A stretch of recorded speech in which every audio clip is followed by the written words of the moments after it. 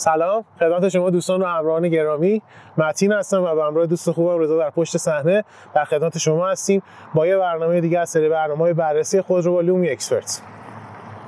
امروز خیلی روز خوبی نیست، هم خیلی سرده، منفی 13 درجه است، داره برف میاد، باد هم هست و خودرویی که می‌خواستیم بررسیش بکنیم و می‌خوایم بررسیش بکنیم خیلی خودرو هیجان انگیزی روی برگه به نظر نمیرسه. شکودا کامیک.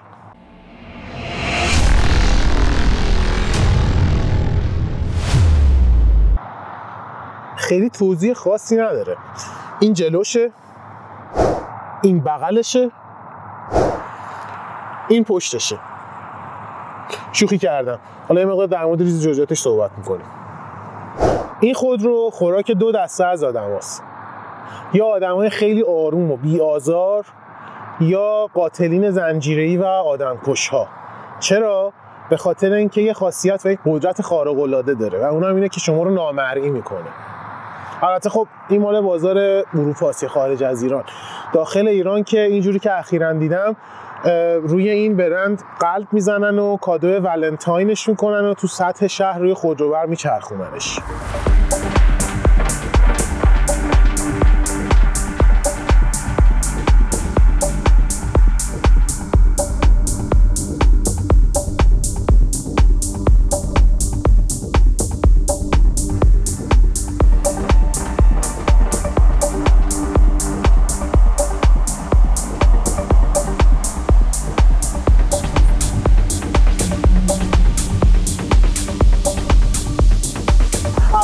اجازه بدین که یه مقداری معرفی بکنم خود برند اشکودا رو، به خاطر اینکه دیدم گاهن خیلی اطلاعات درستی نسبت به تاریخچه این برند وجود نداره و گاهن حتی با برندهای چینی و متفرقه اشتباهش میگیرن.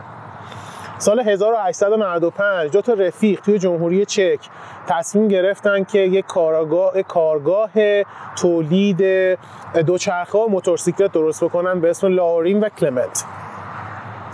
سال 1925 شرکت اشکودا ورکس اومد و این کارگاه رو خرید و عملاً و رسماً شاخه اشکودا آتو به وجود اومد که تا سال 1991 خوراکش تولید خودروهای ارزون قیمت، جون سخت، بلوک شرقی تور و کمونیست پسند بود. تا اینکه توی سال 1991 شرکت وکس واگن اومد و این شرکت رو خرید و از اون موقع به بعد که شما عملاً اگر یک اشکودا دارید یک وکس واگن دارید، شاید حتی خیلی جاها با کیفیت تر. همینجا میخوام بهتون یادآوری بکنم که هوا خیلی سرده، خیلی سخته، عین کار کردن تو معدن میمونه. پس ما رو لایک کنید و سابسکرایب کنید که انگیزه بگیرید. این خودرو نقطه ورود به شاسی بلندهای اشکوداست. برادرهای بزرگتر و قد بلندتر و خوش‌هیکل‌تری هم داره، مثل اشکودا کاروک و کودیاک و حتی یه دونه برادر کاملا فول الکتریک داره که خیلی هم خوشگل و خوش‌تیپه، من خیلی دوستش دارم، اسمش انیاک. اما این عزیز خب همونطور که گفتم نقطه ابتدایی این کلاس از خودرو هستش که رقبای خیلی مطرحی هم داره توی بازار، تعدادشون هم کم نیست، خیلی زیادن. مهمتریناش مازدا CX-3، کیا استونیک، فورد پوماس و حتی کرولا کراس. از بین همه این رقبا کلا انتخابش سلیقه‌ایه. خیلی من نمیتونم بهتون بگم که کدومش بهتره به کدومش بدتره، خیلی بحث سلیقه است. اما شاید بتونم این رو بگم که ظاهر کامیک یه مقداری جسورانه تره، اونا یه مقداری مینیمال ترن. الان اگه دقت بکنید توی ظاهر جلویی این خودرو ما دیلایتی رو داریم که روش یه سری خطوط شکسته است و خب چراغ‌های اصلی. این زبان طراحی جدید اشکوداست با این گریلش که شما اگر دقت بکنید این گریل رو تقریبا روی تمام نمونه‌های اشکودا توی تمام مدل‌هاش میتونید ببینید و از دور میتونید متوجه بشید که با یک اشکودا طرف. رنگ خودرو هم اسمش ریس بلوه، اسم آبیش ریس بلوه، در صورتی که خب هیچ اثری از ارتباط با ریس در هیچ کجای دی ان ای این خودرو البته وجود نداره. نهایتاً ظاهر خودرو همونطور که گفتم جلوی خودرو سلیقه‌ایه، من دوستش دارم، نسبت تمام رقباش میپسندمش. توی نمای بغل خب شاید دو سه تا نکته است که خیلی به چشم میاد. اول از همه دوباره زبان طراحی جدید اسکوداست که این میخواد خطوط و شکستگی اضافه بکنه به در حقیقت حالا اون طراحی خودروش. یه خطی رو میبینیم، یک خط حالت برآمده طوریه که از تقریبا میشه گفت زیر کاپوت شروع میشه و تا گلگیر عقب و تا چراغ عقب میاد و اضافه میشه به چراغ عقب. اون مقداری از چراغ عقب هم که در نمای بغل دیده میشه، دوباره اون شکستگی ها و اون خطوط تیز توش کاملا نمایانه. یک عمقی هم زیر این خط هست که دوباره یک حالت طراحی جسورانه به نمای بغل خود رو اضافه کرده. چرا اینها مهمه؟ به خاطر اینکه اگه اینها همین تاچ‌های کوچیک رو اضافه نمی‌کردن، این خودرو صرفاً یک خودرو هاچبک به نظر می‌رسید که شاید 10 سانت لیفت شده باشه.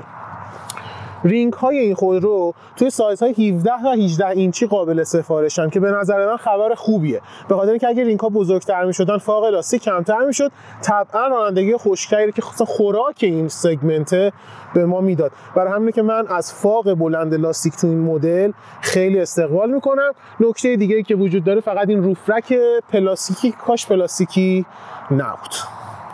توی نمای عقب به نظر من کلا خیلی قشنگتر از جلوشه. حالا نظر شخصی منه، مخصوصا به خاطر اون روح آودی که داخلش هست. خیلی هم اتفاق عجیبی نیست دیگه، نمیدونم میدونین یا نه، ولی شرکت وکس واگن ارزان به حضورتون حالا هم صاحب و شریک تجاری آودی، هم پورشه است، هم لامبورگینی، هم خدا بیامرز سئات و الان کوپرا و از این داستانا، به علاوه اشکودا. برای همینه که این شباهت ها اگر وجود داره، حالا چه از نظر فنی چه از نظر ظاهری، کاملا نرمال و طبیعیه.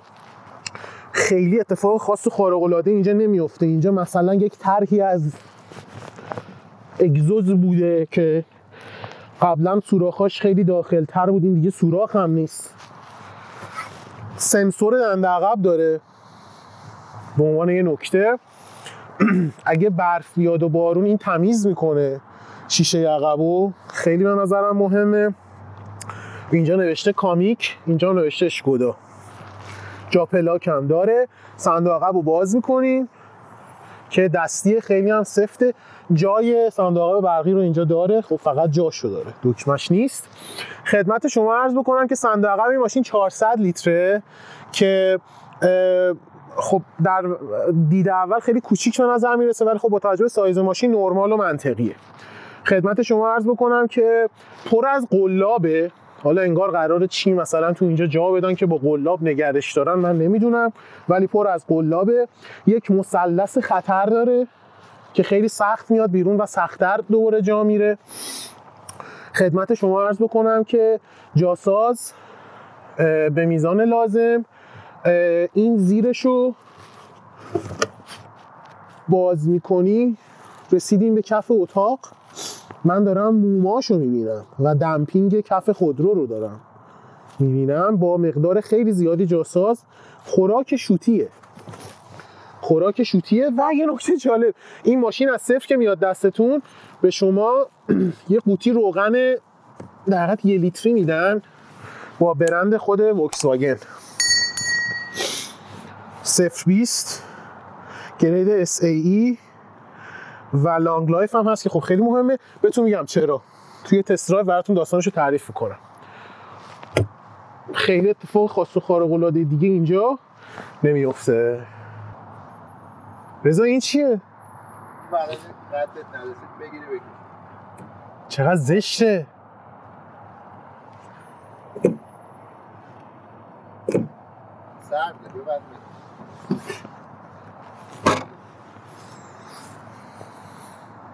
رضا این همش فولکس واگن، حتی کابلاش همینه، فقط بدنه میزنه موتور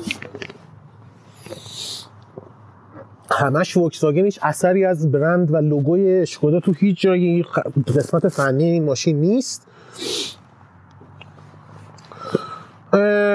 از نظر قوه فنی یه موتور 1 لیتری داره، 3 سیلندر، 114 هسته بخور، 200 نیوتن گشت و ور. صدای خوبی داره با وجود کوچیک بودنش. گیربکسش هم 2 کلاچه 7 سرعت هست، DSG فقط و 2 کلاچه خشک هم هست. DSG رو کسایی که وکس واگن بازن میدونن، حالا اودی باز DSG یک عقبه خیلی سنگینی توی گیربکس‌ها داره، خیلی هم عقبه قشنگی نداره ولی اخیراً بهتر شده کار. حالا توی تست درایوش براتون توضیح میدم.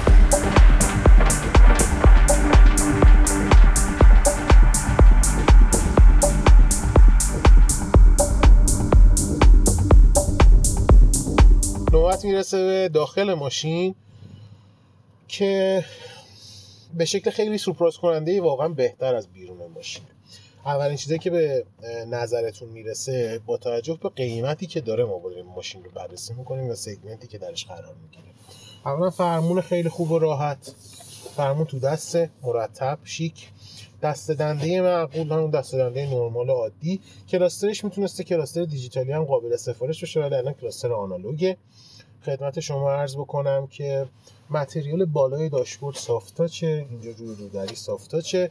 همه ماشینای قبلی رو من میگفتم 50% به بالا با کیفیت، میگم 30% بالا با کیفیت، فقط دیگه پایین‌ترش میشه دیگه پلاستیک خشک و کم کیفیت. حالا البته اینجا یک طرح لوزی طوری داره که مقداری مثلا میشه گفت اسپورت‌تره یا حالا اومده یک فضای پریمیومی رو به شما منتقل بکنه. ولی با وجود تمام این ایراداتی که من الان گفتم در مورد حال کیفیت پایین 70% پایین داشبورد، باز از مثلا کرولا کراس با کیفیت تر کلا اینتریورش. همه چیز، همه فانکشن هایی که اینجا میتونسته شما بده خب دکمه فیزیکی دارن، برای همین باعث میشه که اون یوزر اینترفیسش، یو آیش، اون چیزی که تجربه استفاده شخص یا مشتری باشه خب خیلی راحت تر باشه. خیلی اتفاق خاص و خارق العاده‌ای توی این ماشین قرار نیست بیفته، خیلی آپشن عجیب غریبی نداره. اوتو آن آف داره، نمیدونم کیلس استارتر داره، خدمت شما عرض بکنم که کروز کنترل ادپتیو داره، گرم کن فرمون داره، ترمز دستی اینجوری دستی قشنگ کلاسیک داره دیگه. اون ارزن با حضورتون ترمز دستی برقی. با وجود اینکه این ماشین خیلی جای فان نداره ولی با این میشه فان ایجاد کرد. اینجا کنسول داره که میتونه باز بشه، یه جای خیلی کوچیکی این پشت به شما میده، فندکی، جای بطری و همین. خیلی اتفاق خاص و خارق العاده دیگه هم قرار نیست بیفته. بالا میدونه جای نکی داره که کافیه. گرم کن صندلی هم راستی داره، خداییش کافیه. من راضیم، با این قیمت راضی کننده است. فضای عقب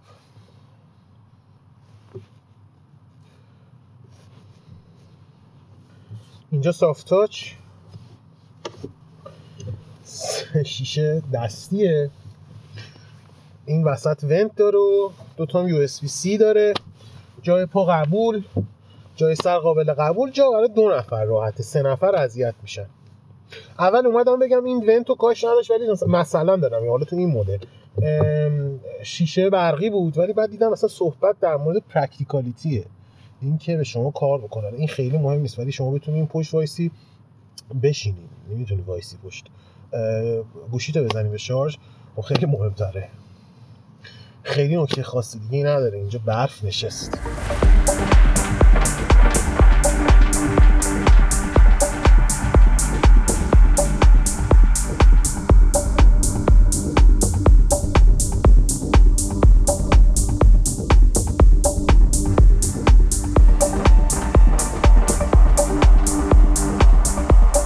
خب توی بحث رانندگی این ماشین خیلی بهتر از تصورات من واقعا داره عمل میکنه. خب اولین چیزی که به نظر میرسه بحث ارگونومی صندلیشه و نحوه قرارگیری فرمون. با اینکه خیلی شما نمیتونید چیزی رو تغییر بدین ولی کاملا همه چیز همون جاییه که باید. توی پوزیشن درستی قرار داره، راحت، فرمون خوش دسته، صندلی هم راحت و اوکی. خب همونطور که گفتم برادرای بزرگتری هم داره مثل کامیک و کودیاک و این داستانا و این تازه کوچیک‌ترینشه ولی خب واقعا جاداره، اوکیه. بحث رانندگیش رو دقیق‌تر بخوام خدمتتون بگم، من خیلی انتظار داشتم خشک‌تر باشه. واقعا ماشین خشک و بد دستی نیست، خیلی تعلیقش داره خوب عمل میکنه، کوبش‌های جاده رو کامل میگیره، دمپینگ خیلی خوبی داره، صدا واقعا داخل اتاق نمیاد. صدا واقعا، حالا الان من چیزو آف بکنم، بحث AC رو آف بکنم، یه مقداری صدا بهتر به سمت شما هم بیاد. صدای بیرون اصلا اذیت نمیکنه. موتورش هم گفتم با وجودی که خب 1 لیتریه، 114 اسبه و 200 نیوتنمتر گشت‌آور، این مسئله شاید رو برگه به نظر برسه که موتور ضعیفی باشه و ماشین کم توان، ولی خب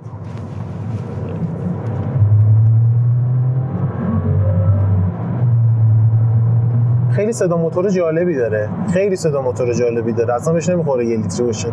یه جوری انگار فاز موتورهای توربو دیزل رو داره. 0-100ش هم 10 ثانیه است. اصلا ماشین بگیم آروم و مثلا خیلی کند و این داستانا نیست، کاملا جوابگوی مصرف شهریه، آن چیزی که این سگمنت براش ساخته شده. ماشین دیفرانسیل جلوی، اصلا توی حالت 2 دیفرانسیل نمیاد. همین موضوع باعث میشه که درسته خب طبعا شما 2 دیفرانسیل برای شرایط سخت میتونه کمک کننده تر باشه، ولی دیفرانسیل جلو خب اولا پرکتیکال، کاملا بهتون جواب میده، لیست خوردن، در رفتن این داستانو ندارین، شاید یه مقداری آندرستیر داشته باشین یا همون کم فرمانی، ولی عرضم به حضورتون که نه پرکتیکاله و خب همین موضوع باعث میشه که امنیت و ریلایبیلیتی، امنیت منظورم ریلایبیلیتی خود رو بره بالاتر، یعنی احتمال خرابی بیاد پایین‌تر. مسئله که من باش دارم گیربکسشه، اون گیربکس DSG که بهتون گفتیم دوال کلاچ 7 سرعت است و خشکه، دوال کلاچ دابل کلاچ خشکه نه تر. همین موضوع اونم تو این مدل، خب توی مدل‌های قبلی یه مقداری فیدبک‌های عجیب غریب در موردش دادن، خیلی راضی کننده نبوده، خرابی زیاد داشته، ولی به مرور حالا هم از نظر سخت افزاری هم از نظر نرم افزاری توسط خود گروه فولکس واگن بهبود پیدا کرده، ولی این دلیل نمیشه که شما بخواید بهش خیلی سخت بگیرید. باید باش مراعات بکنین، رانندگی اگریسیو نباید داشته باشید کلا با گیربکس دوال کلاچ خشک. موقعی که پشت چراغ قرمز قرار میگیرین یا توقف‌های بلند مدت دارید، بذارید رو حالت نوترال یا همون حالت خلاص. و خب سرویس های دوره‌ای هم که بسیار حائز اهمیته، باید به وقت انجام بشه با بهترین متریال. نکته خاص دیگه‌ای از نظر رانندگی به نظر من نمیرسه جز این بحث فرمونش. فرمونش یه مقداری بگم شلووله، بگم توی انگلیسی چیزی هستش که وابلیه، یعنی یه جوریه که اینجور بازی میکنه، انگار یه حالت خلاصی داره یه جا. فرمونش هم خیلی سفت نیست، یعنی مقداری زیادی جواب میده به چپ و راست شدن. کلا ماشین خیلی دستیار رانندگی الکترونیک خاص و خارق العاده‌ای نداره و رانندگی توش ارگانیک، خیلی چیزای بیشتری دست راننده است و دست خود ماشین. این میتونه نقاط مثبت داشته باشه، میتونه نقاط منفی داشته باشه. بحث امنیت خب باید خودتون حواستون جمع باشه. بخوام نظر صادقانه خودم رو بگم، چون رنج قیمتش واقعا رنج قیمت پایینی، هولوش رضا 20 خورده هزار تا 20-22 هزار تاست، درست میگم؟ بله 22. آفرین. توی این رنج خب بهتون گفتم چه ماشینای شما میتونید تهیه بکنید، فورد، پوماس، مازداست، تویوتاس، نمیدونم هونداس، این داستانا. چیزی این ماشین برای خراب شدن نداره جز بحث گیربکسشه برای من. یه نکته جالب دیگه هم هست، الان یادم افتاد، اون روغنی بود که 1 لیترش توی صندوق عقب روی ماشین نو میدادن به شما. من متوجه شدم که خود شرکت اومده گفته که از یه جایی به بعد که اون یه جا خیلی هم دور نیست، به ازای هر 2-3 هزار تا ماشین هلوش نیم لیتر تا 700 سی سی روغن میسوزونه کنار کار، اشانتیون هست. و خب برای همینه که مثلا همون شروع شما 1 لیتر روغن رو داده. برای همینه این ماشین چیزی واسه خراب شدن نداره جز مثلا بحث حالا خورده فنی ها، ایراداتی که داره که معروف بوده از ابتدا به این داستان ها، از حتی نسل‌های گذشته‌اش. برای همینه که نظر صادقانه من برای خرید برای شما که میخواید توی این رنج خرید بکنید و از نقطه A برید به نقطه B، همچنان ژاپنیه. این ماشین خیلی باحاله، کاملا اون چیزی که باید داشته باشه رو داره. اوکی، ترمز دستیش دستیه، برقی نیست، کلی میتونید باش اشغال بکنید، ولی من باشم ژاپنی میخرم. نهایتاً دوباره جا داره که من از واکتوپولوس، مجموعه واکتوپولوس، نمایندگی شریک رسمی نمایندگی مرسدس بنز در فنلاند وهو، تشکر بکنم، علل خصوص آزاد تیرنای عزیز که دوباره این فرصت رو به ما داد که این خودرو بامزه رو و 100% ارزون قیمت رو بررسی بکنیم و تجربهش بکنیم و این تجربه رو با شما به اشتراک بگذاریم. یادتون نره ما رو سابسکرایب بکنید، لایک بکنید ویدیو ما رو، کامنت بذارید، فیدبک بدید که ما روز به روز بهتر بشیم. دمتون هم گرم، خوش باشید و سلامت. میبینمتون زود.